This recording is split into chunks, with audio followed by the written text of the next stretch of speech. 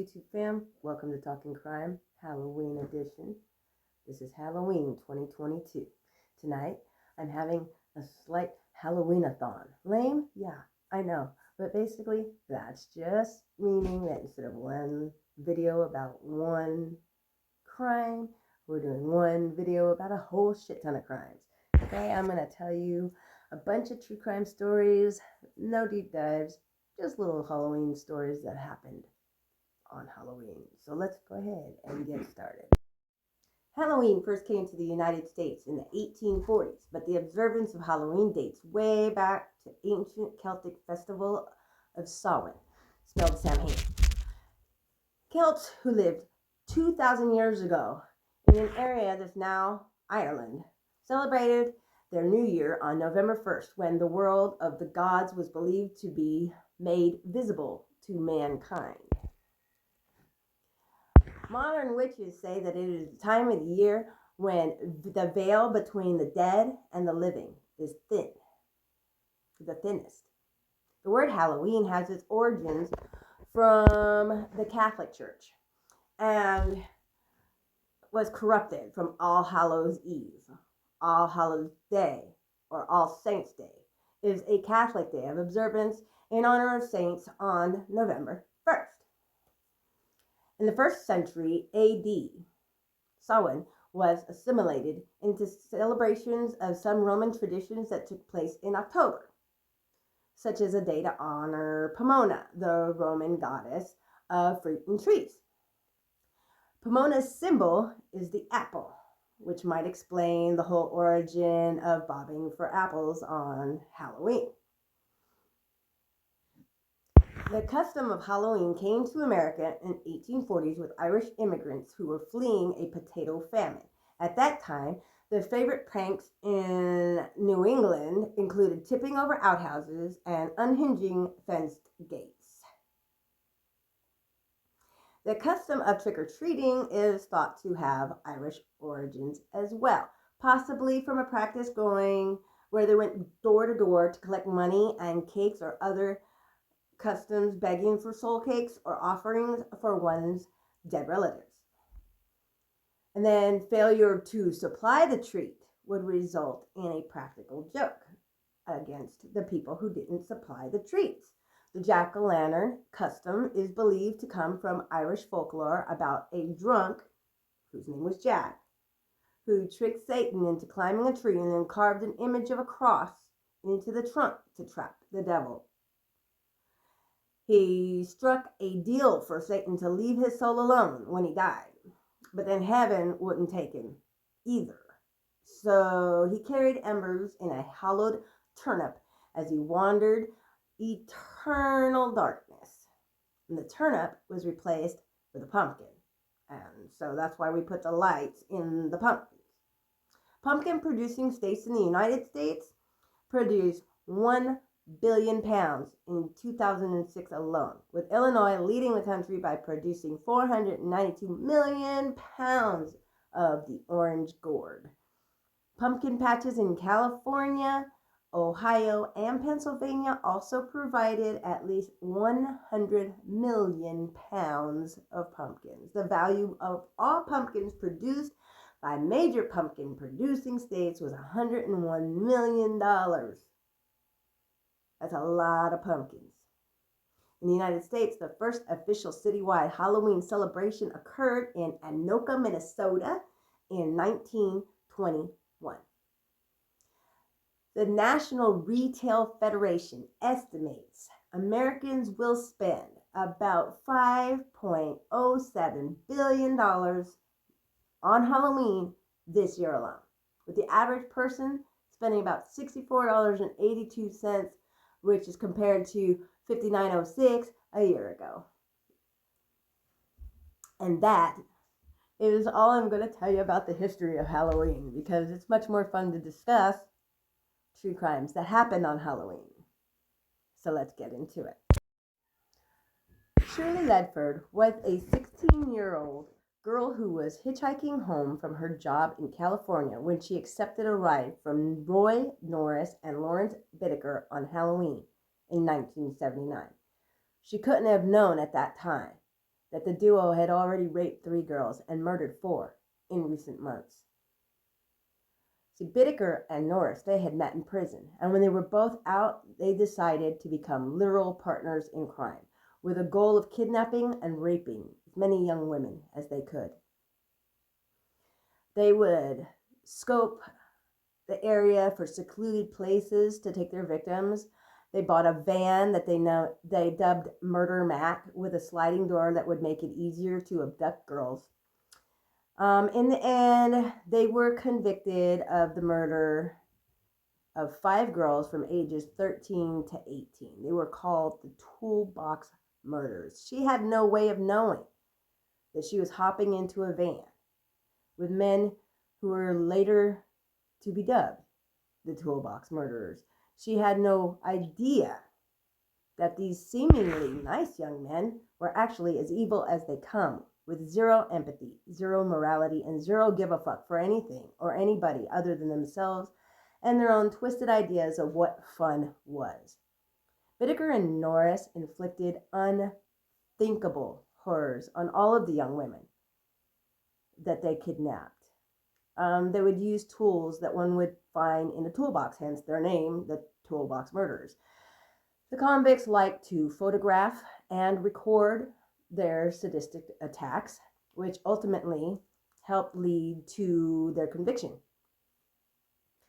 They were known to push ice picks into the ears of some of their victims so deeply that it would go into their brains. They used pliers, they used hammers, sledgehammers, claw hammers on these young women, and they alternated sexually assaulting them at the same time. In Shirley's case, a 17-minute audio recording was found later, and it was that 17-minute tape of 16-year-old Shirley Lynette Ledford pleading for mercy, pleading for help, and pleading to be just killed already, that seemed to have the most effect on the jurors during their trials. The men took turns raping Shirley, but it was Norris who was in charge during this recording. According to the transcript of this recording, besides raping her and forcing her to perform oral sex, he also used pliers in various evil ways on her genitalia. Once her private areas were damaged beyond repair, and when they didn't think they could do anything else to those, he moved on to beating her in the elbow with a sledgehammer. Her hands had been tied behind her back. Remember, she's 16 years old. He smashed her elbow with this sledgehammer 25 times, and her screams of agony had him taunting her. What are you sniveling about? Making fun of her for crying. The last words that Shirley Lynette Ledford spoke at the end of her short life was, "Do it, just kill me." Then the recording is turned off before Norris strangles her to death. This was their last victim. She was strangled to death with a wire hanger.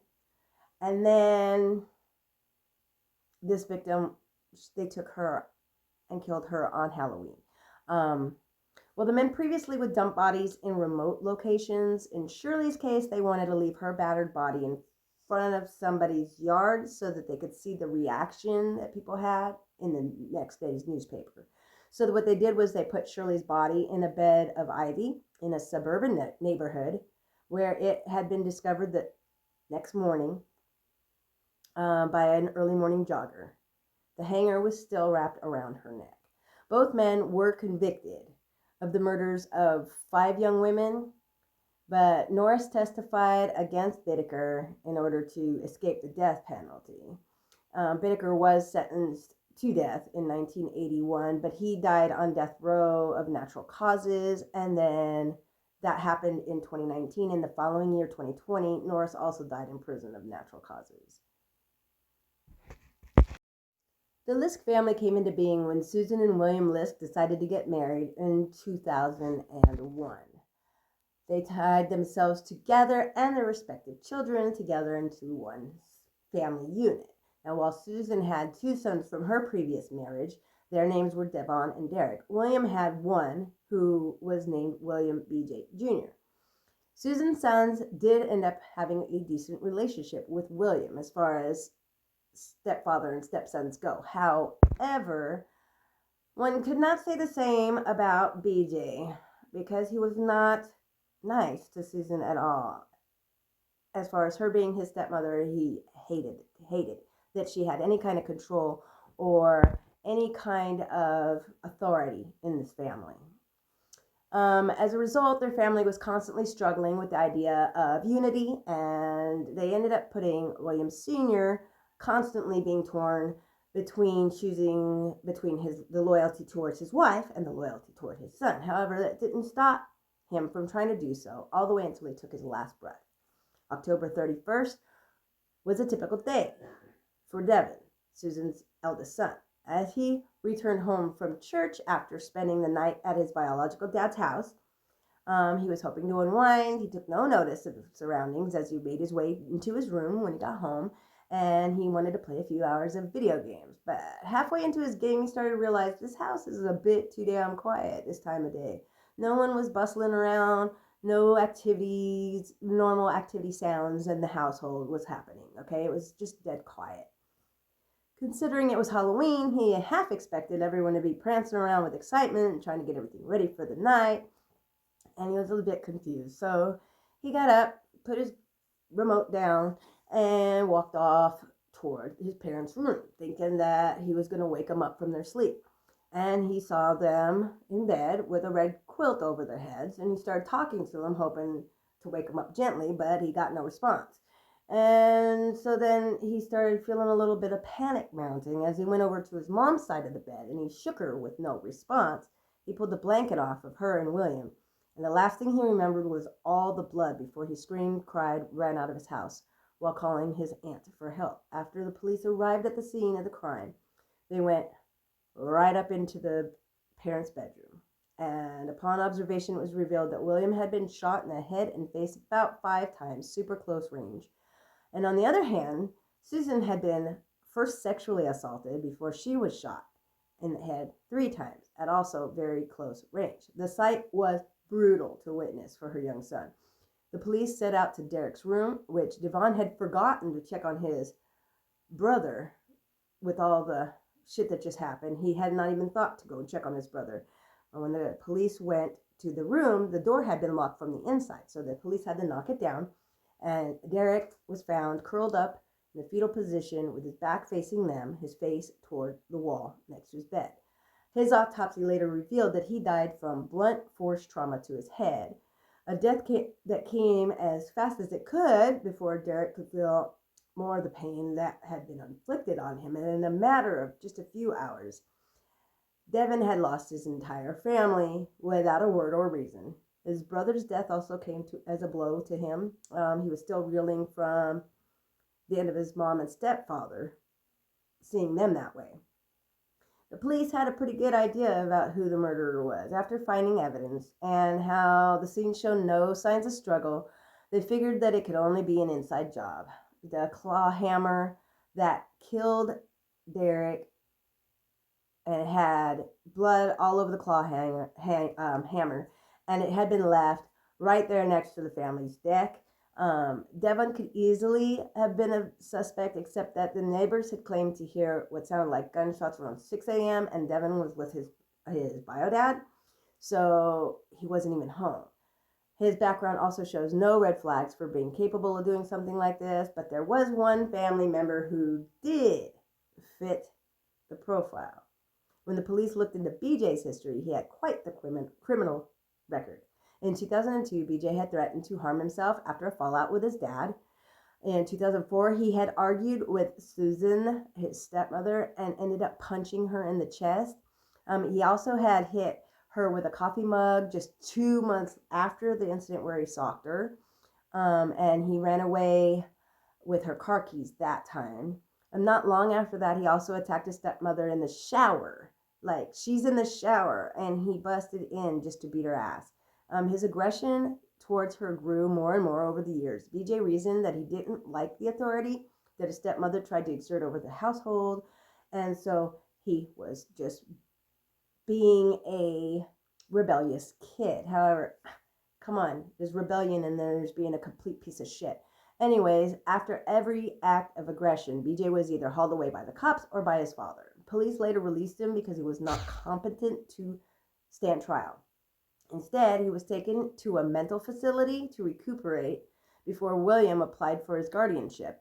And then his dad, William, had been making this really major effort to reinstate a relationship between himself and BJ and trying to get it to where BJ and his stepmother could bury the hatchet.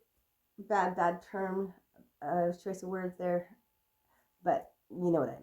Anyways, his dad had taken him on this vacation. It's like a deer hunting retreat. That's how I would totally handle a violent child. Take him out with guns and shit. But, you know, it is what it is. They went. Everything seemed to go well. And 24 hours before the murders, they came back home. And everything seemed fine. On the night of the return, the father and son were drinking alcohol pretty heavily. William let BJ stay on the couch for the night. And then he went to bed and ended up dead. After the murder, the police picked BJ up at the same cabin that he was staying at when he was vacationing with his dad. Later, BJ pled guilty, which made it so that the death penalty was taken off the table. So he got life in prison instead, but in 2011, he committed suicide in prison. And with that,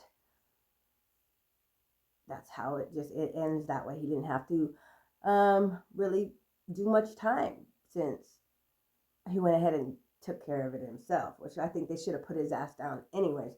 His dad tried. I mean, he tried to his last breath. But I think the first time he physically assaulted his stepmother, that should be it. That's just my opinion there. Don't really count for shit, does it? Peter and Betty were a married couple. Betty didn't feel like Peter was giving her a lot of attention, and so she stepped out and cheated on his ass. She cheated on him with a lady named Joan Rabel. Now he finds out, he kicks her out, and then they decide that they're going to work on things. Things seem to be working out. He lets her back into the house. Now, they were thrilled about the reunion, but not everybody was. Rabel thought it was kind of bullshit that they got back together. She was jealous. She was pissed off. She was hurt. And she acted up. So that's what this story is about. Halloween night, 1957. Rabel and a friend of hers are sitting outside in a car down the road from Peter and Betty's house. They watched the house for hours to work up enough courage to do the deed that they were there to do. So here we are, late night, Halloween, 1957. Peter and Betty Fabiano were awakened by a knock at the door. It was Halloween night, so, of course, Peter thinks it's a trick-or-treater who's out late and, he brought candy down to give to the children when he opened the door. But when he opened it, he was greeted by a woman who was wearing a mask and raised a hand that was wrapped in a paper bag. And in her hand, in that paper bag, was also a gun. And she shot him directly in the chest, killing him instantly. Police later arrested Joan Rabel, the woman who reportedly had a sexual relationship with Peter's wife, Betty. According to this news report that I was reading, Rabel was talking to Goldine Pfizer, and she had talked her into being the one that committed the murder. Pfizer was sentenced to 5 years in prison. But Rabel, she was convicted of second-degree murder. Betty was never tried in connection with her husband's death. It was found that she didn't see it coming. She had no idea it was going to happen, and she had nothing to do with it. That is the story of how he died on Halloween. 2004. Leslie Mazzara and Adrian Isagna, who lived together in California, were stabbed to death in the middle of the night by somebody they thought was their friend. Their housemate, Lauren Mienza, woke to the sound of screaming, and immediately she fled the house. Eric Matthew Koppel turned himself into the police, but never explained his motives for killing Mazzara and Isagna. Couple is currently serving a life sentence with no possibility of parole. So one Halloween evening, he just decides to get up and just kill his roommates and his friends. Nobody knows why, but they died on Halloween. So I thought I'd include that case in this video. Carl Jackson, who was a New Yorker, was with his girlfriend on his way to pick up her son from a Halloween party when he was killed by a bunch of teenagers. These teenagers had been egging cars, okay? And they ended up egging Jackson's car. And when he got out to yell at them to stop, one of the youths pulled out a gun and shot him right through his head, killing him instantly. Curtis Sterling, who was 17, was charged with second-degree murder and is currently serving a 20-year sentence.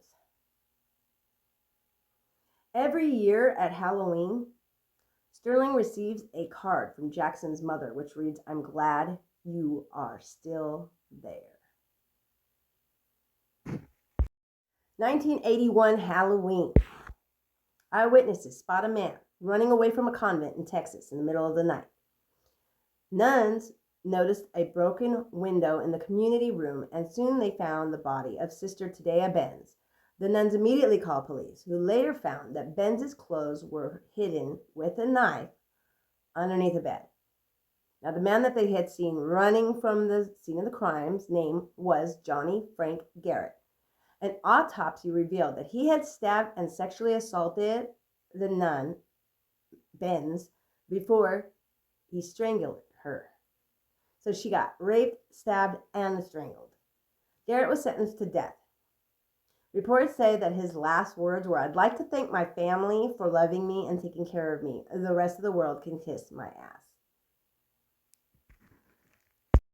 After 8-year-old Timothy O'Brien finished trick-or-treating, his dad, Ronald O'Brien, gave him a pixie sticks candy. You know, those ones that look like a straw and they're filled with powder, sugar, flavored sugar. Anyways, less than an hour later, Timothy's dead. Authorities quickly unraveled the cause. It was cyanide poisoning. After Ronald's story changed numerous times, he became a suspect. Police discovered that he was in severe debt, and he took out large life insurance policies on each of his children.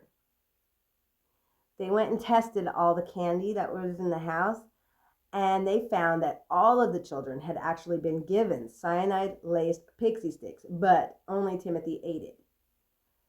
Ronald was found guilty and sentenced to death, and he was executed in 1984. In the early morning hours of Halloween 1981, Ronald Seisman and Elizabeth Platzman were murdered in their Chelsea apartment. The apartment was ransacked, and the couple was severely beaten before they were shot execution style. Police began looking for a motive, but before they got far, a prison informant told authorities that another inmate had predicted the crime weeks before it even happened. The prisoner was infamous Son of Sam killer David Berkowitz. It had been rumored that Berkowitz was involved with a satanic cult. According to the informant, Berkowitz had said that his cult was planning on entering a home in that neighborhood for a ritual killing. When questioned, Berkowitz claimed Seisman had footage of a Son of Sam shooting. No video, though, was ever found, and the crime is still unsolved. Halloween 1982, Marvin Brandlin and his wife were handing out candy in their Fort Dodge, Iowa home. A man in a mask came to their door and said, "Trick or treat, give me your money or I will shoot." Thinking it was just some elaborate prank, the couple tried to unmask this prankster, but the man pushed them inside their house and pulled a gun, demanding money. He said he wanted the money from a safe that they had kept in the basement. Marvin tried to grab his gun, but the man shot him in the throat and then ran away. Somehow, his mask was left behind. Since nobody knew that they had a safe in the basement, other than people who were the closest to this couple, it was assumed that somebody in the family was behind the robbery. But even with the DNA inside the mask and a family member that was bragging that he did it, nobody has ever been arrested for this murder. In the early hours of October 31st, 2012, former pastor John Douglas White crept into the home of his 24-year-old neighbor, Rebecca Gay, with nefarious intentions. He had been self-reportedly watching necrophiliac videos, and he increasingly became more obsessed with his neighbor. White hit Gay in the head with a fucking mallet and then strangled her with zip ties before he undressed her. Now, allegedly, he didn't go through with the plan of having sex with her dead body, but only because he physically couldn't get it up. So, he disposes of her body. Tragically, Gay had a 3-year-old son who was in the trailer the entire time. In a very fucking creepy turn of events, White didn't feel comfortable leaving the little boy alone. So he cared for this child throughout the day. He even dressed him in his Halloween costume before his dad picked him up. He was arrested and then sentenced to 56 years in prison. What the fuck? 7-year-old Tony Bagley was wearing a skeleton costume and out trick-or-treating with his sister, his mom, and his aunt early on Halloween night, 1994, on the north side of Las Vegas. A man in a hooded sweatsuit leapt out of nowhere and just started shooting at the family before he hopped into his getaway car, which drove away with its lights still turned off. Now, the bullets hit Tony's sister in the liver, his aunt in the leg, his mother in the chest, but they all survived. But unfortunately, Tony did not survive. Now, his biological father, who reportedly never would comment to police on Tony's death, was arrested a few years later in a completely unrelated street shooting. Tony's murder, though, remains unsolved. Poor baby. Halloween 2011, Chicago resident Maria Adams was spending Halloween with her acquaintance Liddell Peoples when an argument over missing Halloween candy transpired. Matters quickly escalated.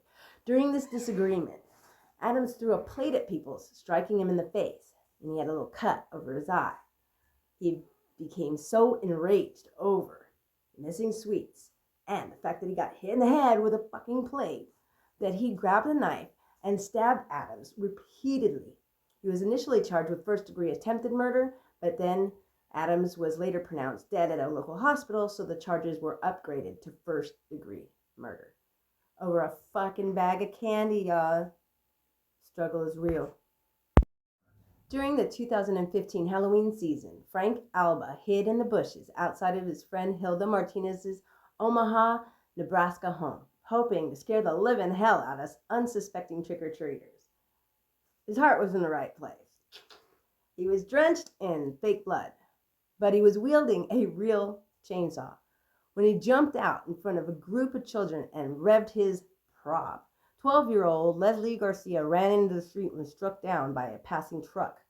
Garcia sustained multiple injuries, but lived through the ordeal. The incident led to a lawsuit when Martinez's homeowner's insurance company refused to pay for damages related to the incident. Now, there was a whole group of kids walking up the street, and he was just trying to get into the Halloween spirit. He didn't think that all the way through. In 2017, Hong Kong, a man named Chong Chu Kit was crushed by a moving slide inside of an Ocean Park haunted attraction called Buried Alive. The haunt features a slide that requires attendees to open and then enter a coffin-shaped box on an upper level of the facility, and then it slides down to the lower level where they have to navigate a maze. The coffin box portion of the event is supposed to mimic the sensation of being buried alive. When haunt workers mistook Chu Kit for an employee, they failed to guide him out of the restricted area. Accordingly, the young man found himself trapped underneath the slide and then crushed to death. His passing, while of course preventable, was ultimately ruled an accident, but the attraction was shut down immediately after his death. Not all Halloween crimes end in death, as you may have noticed in a previous story that I've told so far, but they still deserve to be told. We all know that some people take the trick part a lot more seriously than the treat part. Usually these pranksters are teenagers and kids, but on Halloween night in 1959, dentist William V. Shine decided to give out tricks with his treats. The trick? Well, Shine bought candy-coated laxatives, and he gave them out to roughly 450 very unlucky trick-or-treaters. Very unlucky parents as well, I'm sure. Although laxatives are not deadly, 30 of the children did actually eat the candy and get violently sick. Authorities were able to narrow down the cause of the illnesses, and they tracked those laxatives back to Shine. He was charged with multiple crimes, including outrage of public decency and unlawful dispensing of drugs. He never gave a reason for handing out the laxatives, but I'm sure we could figure one out. On the night before Halloween, 1975, 15-year-old Martha Moxley was on her way to a fancy costume party for Halloween in Connecticut when she was killed brutally. She was found dead in the back garden of a home, having been beaten to death with golf clubs. It would be another 25 years before Michael Skakel, who was also 15 at the time, was convicted of her murder and sentenced to 20 years in prison. Now, Skakel maintained his innocence, and his conviction eventually was vacated and overturned by the Supreme Court in 2018, leaving this case unsolved. Lisa Ann French, then 9 years old, was brutally killed and sexually abused by her neighbor, Gerald Miles Turner Jr., on Halloween night, 1973, as she went from door to door trick-or-treating in search of free candy. French was trick-or-treating by herself on the way to a neighborhood party. Turner enticed her into his home, sexually assaulted, and murdered her there. And then he hid her body in a trash bag before dumping it in a rural field outside of Taycheedah, Wisconsin. After 9 months, Turner finally admitted to the murder and received the full 38 years and 6 months of his original sentence. Mandatory parole releases occurred in 1992 and 1998, but he was resentenced to 15 years and 6 months in prison in 2003 for parole violations. The murder sent shockwaves through the community of Fond du Lac and the state of Wisconsin, leading to more stringent daylight trick-or-treat hours in Wisconsin communities and inspiring the creation of Wisconsin Chapter 980, enacted in 1994 and nicknamed Turner's Law, which allows criminals who have been released from their prison sentences to be detained in mental institutes if they are deemed sexually violent persons and or dangerous to the public.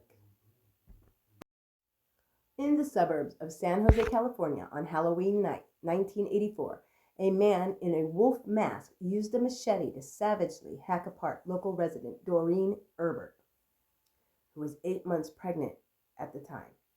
Sometime around 9 p.m., there was a loud knock on the front door of Herbert's home, and when she opened the door, the masked man said, "I am going to kill you." This is according to her 4-year-old daughter, Deanna, who was present for the entire attack. When officers arrived, they found a wolf mask at the scene, and a trail of blood led all the way down the block, which eventually led them to the killer. A massive Halloween bash at a farm in Frenchtown Township, Michigan, ended with a young woman's mysterious disappearance. Chelsea Brooke vanished from a Halloween party in 2014 in Frenchtown Township. She was last seen leaving the party around 3 a.m. with an unidentified male. After a 6-month search that included the distribution of more than 1 million leaflets, Brooks' remains were finally found in April 2015 in a wooded lot in Ash Township, Michigan, about 12 miles from the party site. The 22-year-old had been beaten to death with a blunt object, and DNA on her handmade costume of Batman villain Poison Ivy led investigators straight to her killer. During questioning by police, Clay admitted he was involved in her death. Clay was charged with second-degree murder. Later, he was also charged with 1 count of concealment of a body. His murder charge was eventually up to open murder, allowing the jury to consider a first-degree premeditated murder charge, which carried a mandatory life sentence. And that is what he got. All right, a little background on this one. Charles Herbert and Doreen met after Doreen had a divorce from a man named William Michael Dennis, who I'm going to call Dennis from here on out.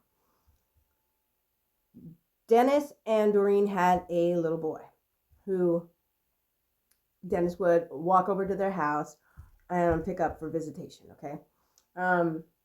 This little boy died in an accidental drowning in a pool.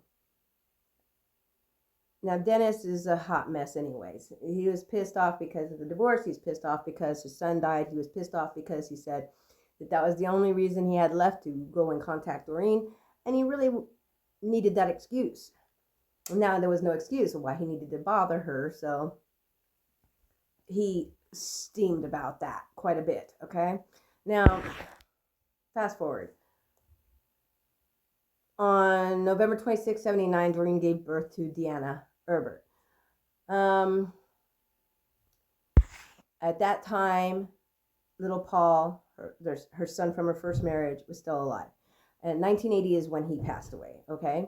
Now, Dennis tried to sue Doreen and her new husband, Charles, for personal injuries and wrongful death in Paul's drowning, but he did not win that case, okay?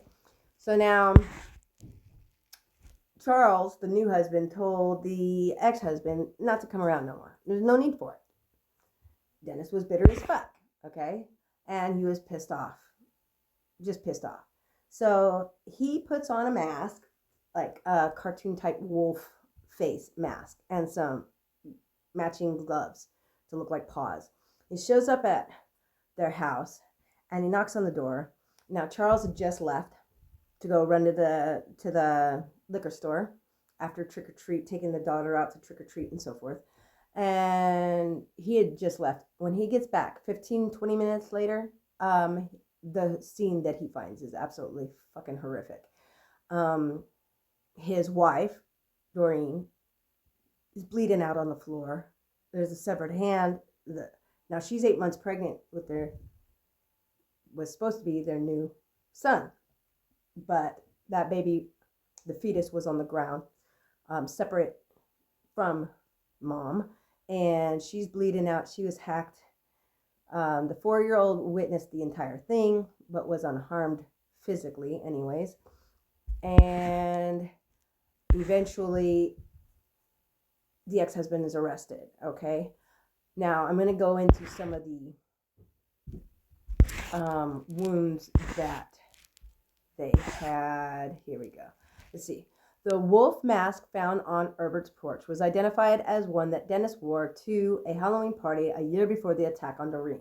A picture of Dennis wearing the wolf mask and matching rubber hands was admitted into evidence during his trial. None of the searches of Dennis's home produced a rubber wolf mask or matching rubber hands. The wolf mask was generally described as portraying a cartoonish wolf with its tongue hanging out and bulging eyes. Multiple witnesses seen this guy walking down the road on Halloween in this wolf costume, and some saw him standing across the street from Doreen's house. Others seen him walking in that direction. Doreen died from multiple chopping wounds that resulted in exsanguination, which means that she bled out, okay? The wounds were inflicted with a heavy, sharp, sword-like instrument that was able to cut cleanly through soft tissues and into bone. Doreen suffered many cuts on the left side of her head, the right side of her head, and the back of her head. Some cuts penetrated the skull. She had numerous deep wounds on the right side of her head, some of which fractured her skull. One penetrated 2 inches into her brain. Her left hand was completely severed just above the wrist. She had wounds on the upper back portion of her left shoulder, including a gaping cut all the way down to the bone. She also received severe cuts to her right shoulder, some of which cut into the scapula, and one that severed the head of the humerus.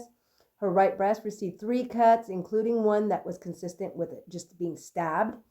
On her thighs and legs were long, deep, gaping wounds consistent with chopping actions from a machete. A heavy blow caused a large gaping cut to her right thigh and penetrated to the bone, fracturing her femur. Doreen had a 9-inch gaping wound in her abdomen and another 5.5-inch chopping wound parallel to that. She suffered multiple cuts through the abdomen while the fetus was still inside of her. Her stomach and large bowel were cut open. There were 3 cuts to her uterine wall, including an 8-inch cut that extended all the way through it. Her placenta was cut, and there were 4 cuts to the umbilical cord, including one that severed it near the place where it had been attached to the fetus. The fetus was separated from Doreen after her abdominal wounds allowed its expulsion. The fetus was a month short of full term and could have survived if born prematurely. A cut to his head, though, penetrated into the bone. His left shoulder blade was cut all the way through. His arm was not, indicating that it was up and out of the way. The fetus's scrotum, penis, perineum, and back of right thigh were all cut. His left leg was severed below the knee. A large 5-inch wound cut through half of his body. This wound extended from his upper right abdomen through his left chest to his left armpit, cutting through the shoulder blade, the second thoracic vertebrae, the liver, and 1 lung, and transected the heart. This wound stopped his heart and all circulation. Examination of his lungs demonstrated that they had not ever been expanded and that there had never gotten any air into him, so it never breathed or lived independently of Doreen. Although the 4-year-old daughter witness stated that she heard the baby cry. The amount of damage that was caused was atrocious. Charles comes back. He finds his wife laying on the ground. Her hand is across the room next to his unborn fetus. Blood everywhere. He goes to run to call 911, slips and falls in the blood. So now he's covered in blood, smelling of alcohol. The cops, when they did finally arrive, assumed he did it because he was covered in blood and smelled of alcohol. So they locked him in the cop car for over an hour as they were investigating. She dies on the way to the hospital. She's pronounced dead when she gets there. The fetus was already pronounced dead on the scene. The 4-year-old, by the time it came to trial, she was 8 years old, and she testified against Doreen's ex-husband, who it ended up, that's who did it. Dennis, William Michael Dennis. He's the one who did it. He knocked on the door and he told her, "I'm going to kill you," and then he did. There was blood everywhere. The ceiling, the walls, the floors. She bled out on the floor, but was still conscious until she passed out from blood loss. So she felt all of it. Her hand had been cut off, literally cut off above the wrist. That was a very sharp blade to go right through bone like that, like it was nothing.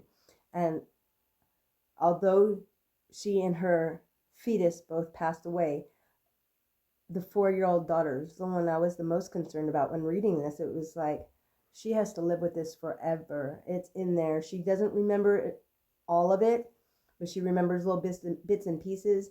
And that has got to fuck somebody up. That's got to fuck you up to see your mom die that way. She remembered hearing her mom scream at him to get out of her house and scream the word Michael, which is her ex-husband's middle name. I'm guessing that's what she called him, was Michael. So when she screamed that out, that's how the police knew to go and question her ex-husband, who pretended like he had been sleeping and they had to keep knocking and calling. And finally came down and tried to pretend like he just woke up, but he still had blood all over him. Blood drops led from her house to his house, all throughout his house. His hand was cut up from the blade that he used on her. And this is, to me, the worst crime that I've read about that took place on Halloween. So I wanted to tell you a little bit more about this story than some of the others. As far as this being Halloween and it's gore and it's scary to think that this shit happens, but it happens. And even though, I try to keep it cheery, and I got all painted up for this.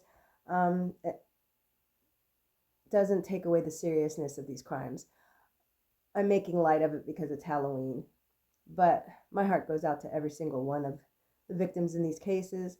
Um, and I am going to end this now.